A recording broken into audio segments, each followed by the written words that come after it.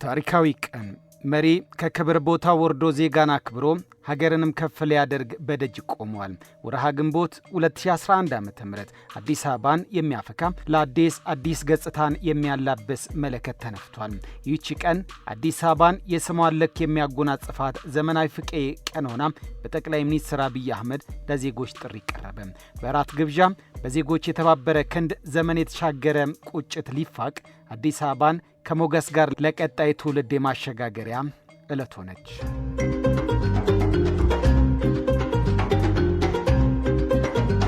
በቤተ መንግሥት ግቢ ውስጥ በአፄ ምኒልክ የግብር አዳራሽ በተካሄደው መድረክ ከ200 በላይ አገር ወዳዶች የድርሻቸውን አዋጥተዋል። በዕለቱ ለአዲስ አበባ የቀደደች ጎህ ፈገግታዋ እየሰፋም ከቢሮ የጀመረው ጥቂት መሳይ ተግባር ከተማዋን አዳረሳት። ወዲያው ወደ ሀገርም ሰፋ። የገበታ ለሀገር ዋነኛ ዓላማ የተለያዩ ባለድርሻ አካላት ዕውቀታቸውን፣ ገንዘባቸውንና ጉልበታቸውን አዋጥተው ከአዲስ አበባ ባሻገር በክልል ከተሞች ለቱሪስት መስህብ የሚሆን የሥራ ዕድል የሚፈጥር የኑሮ ዘይቤያችንን የሚያዘምን የሚያሻሽል አዳዲስ ስራዎች መስራት ይቻላል። መርሃ ግብሩ ከተካሄደ በኋላ በሚገርም ፍጥነት የሸገርና የእንጦጦ ፓርኮች ተጠናቀው ለጎብኚዎች ክፍት ሆኑ። ውቧ ከተማም ሌላ የመታደስ ዘመን ሆነላት። ብዙዎች በመዲናዋ ውበት ከመደመም አልፈው ፕሮጀክቶቹ የተሰሩበት ፍጥነትና የፕሮጀክቶቹ አመራር ላይ ያላቸውን አድናቆት አልሸሸጉም። የፕሮጀክቶቹ ወደ ሥራ መግባት በርካታ የሥራ ዕድልንም ፈጠሩ።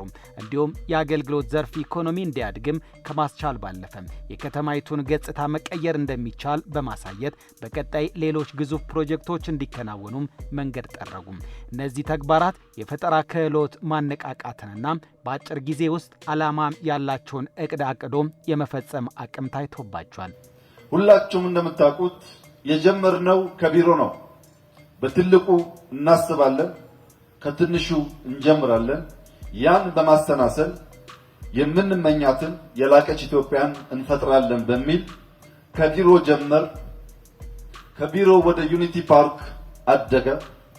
ከዩኒቲ ፓርክ ወደ እንጦጦ፣ ወደ ወንድማማች አደባባይ፣ አሁን ደግሞ ወደ ሀገር እየወጣን ያለ ነው።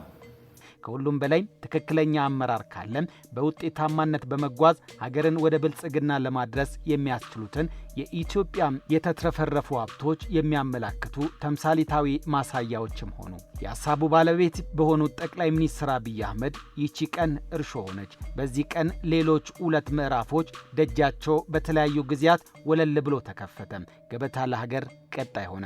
ከአዲስ አበባ የተነሳው የለውጥ ከእንደገና የመታደስ እንደ ንስር ሌላ ዕድሜን የመዋጀት ውጥን በሁሉም ማዕዘናት ተስፋፋም። በዚህም የሀገር የቱሪዝም የነተቡ ገጾች በአዲስ ውብ ገጽታ ፈካም። ይህ የገበታ ለሀገር ፕሮጀክቶች የመጀመሪያ ዙር ከአዲስ አበባ ውጪም 3 ቦታዎችን ከአማራ ክልል ጎርጎራም፣ ከኦሮሚያ ክልል ወንጪንና ከደቡብ ምዕራብ ኢትዮጵያ ሕዝቦች ክልል ኮይሻን ለማልማት ፕሮጀክት ቀርጾም ወደ ሥራ በመግባት ውጤታማ ለመሆንም ተቻለ። አሁንም ሌላ ጉዞ፣ ሌላም ሀገር የማስዋብ ውጥን ገበታ ለትውልድ ቦታውን ያዘ። አዲስ ፕሮጀክት በአገር አቀፍ ደረጃ 8 ተጨማሪ የቱሪዝም መዳረሻ ስፍራዎችን ለማልማት ገቢ የማሰባሰብ ሥራ ተጀመረ።